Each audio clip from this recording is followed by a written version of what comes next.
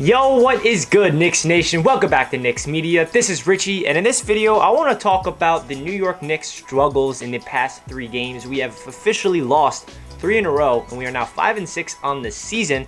If you guys are new to the channel, make sure you subscribe and hit the thumbs up button if you enjoy. With that being said, let's jump right into this video, and it won't be the most optimistic video, but at the same time, it will be because it's not the end of the world that the New York Knicks are 5-6. So as we know, the Knicks started the year off 5-3. We were red hot. We won like 5 of our last 6 games. Everybody was playing really good basketball as a unit. We were outworking our opponents. We were playing together, really good team defense, shooting the ball well from 3, defeating good teams like the Pacers, the Bucks, the Hawks. And now we have lost 3 straight to teams like the Thunder, the Nuggets, and then the Hornets. So basically in this video, I'll talk about what's going on with the Knicks and can they turn it around. So obviously what we know is going on with this team is they're in a funk, right? They are in a funk as a team. Austin Rivers, shout out to this guy. Listen to what he had to say about the Knicks' struggles. He's becoming the leader of this team. I'm going to play the interview right here. Listen in. We're going to be all right. We're going to be all right. I promise. We're going to be all right. Because we have guys that want this to work, and we have guys that are working. We got talent, man. So when that happens, it's going to work. I've seen and been on teams and just been around the game all life, and I know how the bad teams work, and we're not one of those teams. What we are is young, and we're making mistakes, and it's causing us, some guys put their head down, and we're kind of going through a rough patch here, but we'll be okay. Our offense is going to get better. Our defense is going to get better. That's on God. So we'll be all right. We just got to continue to just build. This stuff's going to make us better going through stretches like this.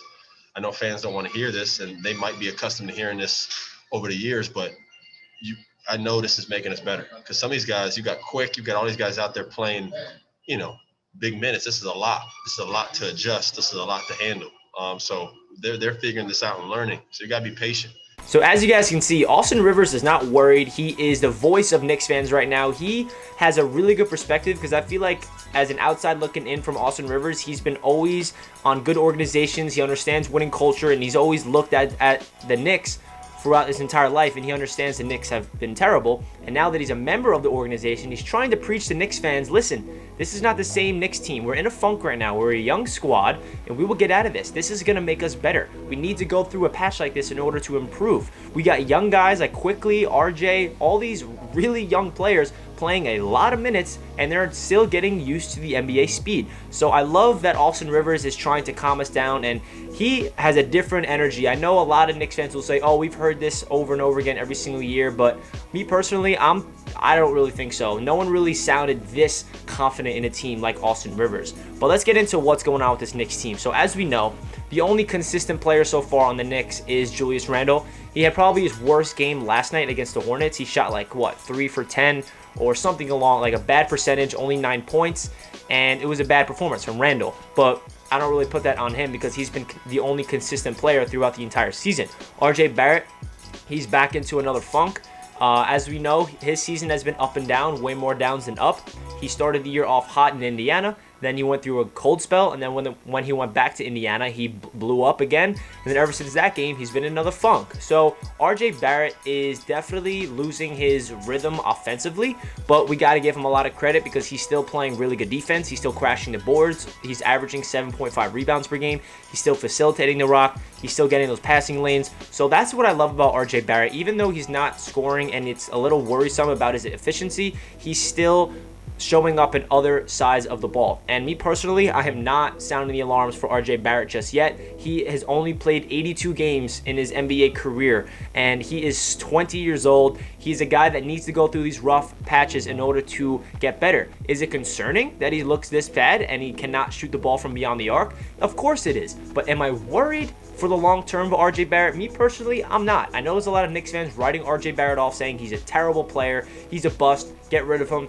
I personally am not like that. I understand that some players, it takes a long time for them to get used to the NBA. There's a lot of examples I can come up with. Players like Steph Curry and Giannis Antetokounmpo are the 2 players I always bring up. Will RJ Barrett become anything close to those 2 players? No, I'm not saying that. But what I'm trying to tell you guys is both of those players did not play well in their first 3 to 4 years. They developed into the stars that they are. RJ Barrett right now, he's going to go through some rough patches throughout the year. This is my projection for RJ Barrett. He's going to have a lot of games like this where he's trouble. He's shooting the ball bad. And he's going to have some games where he blows up, 25 plus points, 10 boards, and looks like a good basketball player. He just needs to understand that he needs to really focus on his strengths, which is driving to the rim, finishing through contact, and he is missing a lot of layups. So I feel like he's just not in the right rhythm. Maybe the minutes are catching up for him. I'm not making any excuses for RJ. He definitely needs to get his rhythm back, because he's definitely shooting the ball terribly and he's not looking like a good offensive basketball player out there. He's still only 20 years old, so that's the reason why I'm not sounding the alarms for RJ just yet. I think he has a lot of room to grow, and I just always come back to his mindset, and he is the guy that I think can push out of this funk more than anybody else on the squad. And let's just talk about the Knicks as a together unit these past 3 games. How we were defeating all these really good teams in the recent games, we were outworking them. We were out hustling them. We played with heart. We played with high, intense energy, because we know we're not the most talented squad out there, and the Knicks players understand that. So the only way we can come out with victories is if they play together as a unit, play defense, and shoot the ball well. These past couple games, their defense are falling apart, and I think the offense is the biggest reason why we're not winning. The defenses, especially against the Charlotte Hornets, they're just adjusting and adapting to our offense and playing zone, and we cannot score. We don't have any shooters, and it's just really unfortunate because our offense is so stagnant. Elfrid Payton as our point guard is just driving me crazy. That's another big reason why we're not successful. I think that our point guard play has been lacking. Emmanuel Quickley is going through a little rookie spell right now, which is going to happen for a 25th overall rookie. We cannot expect him to be a beast every single game. We have to really ground ourselves down to reality, understand that this Knicks team is not going to be a top 5 seed in the East. Well, when they were 5-3, we were all supposed to be excited. I was excited. I was telling you guys that we should be overjoyed, because I knew that there's a good chance that this might not last. Do I think that it's the end of the world and the Knicks season is going all the way down to the pit hole and we should tank? No, that's not what I'm saying. There are some Knicks fans that think that we should just tank the season now, tank for Cade Cunningham, get that first pick. My perspective is, if you tank and you lose on purpose and you trade all your players, and we go back to those ways the past couple years ago, that is just going to continue that loser's mentality, and there's going to be no winning culture brewing in the New York Knicks organization. First of all, if you tank in basketball, there's no guarantee to get the first pick. We tanked for Zion. We ended up getting the 3rd pick. We had the worst record in the NBA that year, and we still did not get that first pick. So just want to let you guys know, just because we are a bad team and say if we are the worst team in the league does not mean we get the first pick. So that's what I have to say for the people thinking that we should tank, because another reason why we should not tank is, like I said, that gives you a loser's mentality. It makes other organizations around the league and other players looking at the Knicks as like, oh, they're the same old Knicks. They're a bad team. I don't want to be part of them.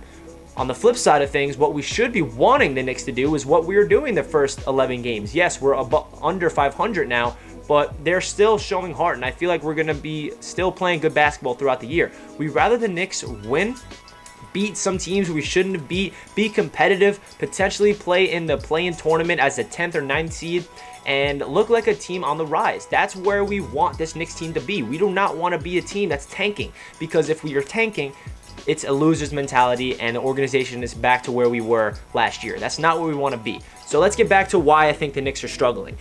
Some concerns for me personally are obviously the injuries. I'm not making excuses saying the injuries are the reason why we're losing, because we were winning with the injuries as well. I think that the rotations that Thibodeau and the coaching staff are using is getting a little...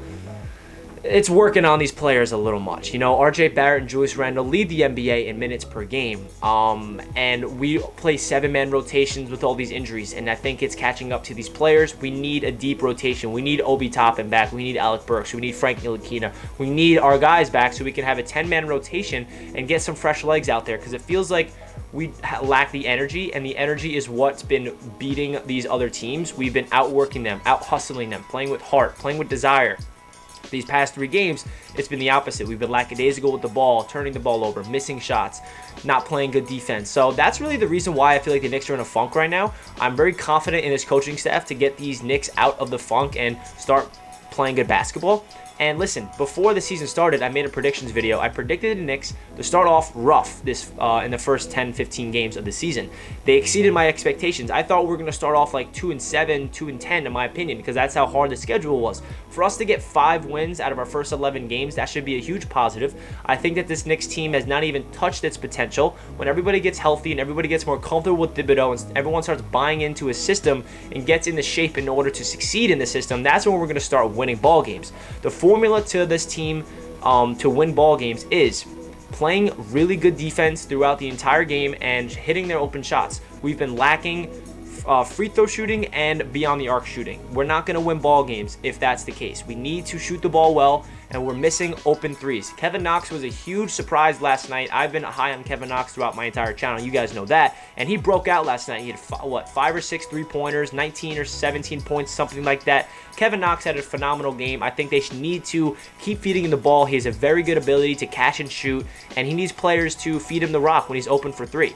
I think another big problem with this team is the point guard play. I mentioned it earlier in the video, but Elfrid Payton, he looks like a guy that just cares about padding his stats. He just, all right, I'm going into the rim, I'm going to put up a floater, and I'm going to miss it, or I'm going to get it in, and then I'm going to dish it off for an assist. He doesn't feel like he's trying to get the rhythm and the fluidity of the offense. It feels like he's out there to just pad his stats, and that's what the energy I get from Elfrid Payton. That's why it drives me crazy. Yes, sometimes he looks like he's good driving to the rim. He gets a contested layup, but the only problem with that is it gives him confidence to go out there and shoot 4 more times in the paint, misses 2 of the 4. So we need a better point guard on this team, and I feel like until we get a really good point guard, the team is going to be held back. But we also need to get better play from RJ Barrett. We're seeing really good play from Mitchell Robinson defensively and offensively. He's shooting the ball very efficiently. He's locking down the paint. And off the bench, I'm liking what I'm seeing from Knox, like I said.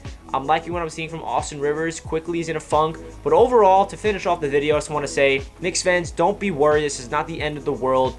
Just because we were winning so much and we were so happy and so overjoyed about this team, just because we lose 3 in a row, we cannot all of a sudden sound the alarm and say, oh, this Knicks team is terrible. We're the worst team in the league. We have lost 3 straight. We've looked uncompetitive. It's okay. This team needs to go through this funk. We are not the best team in the league. We're a young squad trying to figure things out. A team like the Knicks needed to get punched in the mouth in order to develop and learn from their mistakes. So that really does it for this video. Leave a comment down below what your thoughts are of the Knicks. Do you think they're going to get out of this funk? Do you think we can beat the Nets? If you guys watched this video all the way up until this moment, comment down below the Statue of Liberty emoji so I know that you watched all the way to the end. If you enjoyed the video, make sure you thumbs it up. And that does it for this one. Let's go Knicks. I'll catch you guys in my next video. Peace.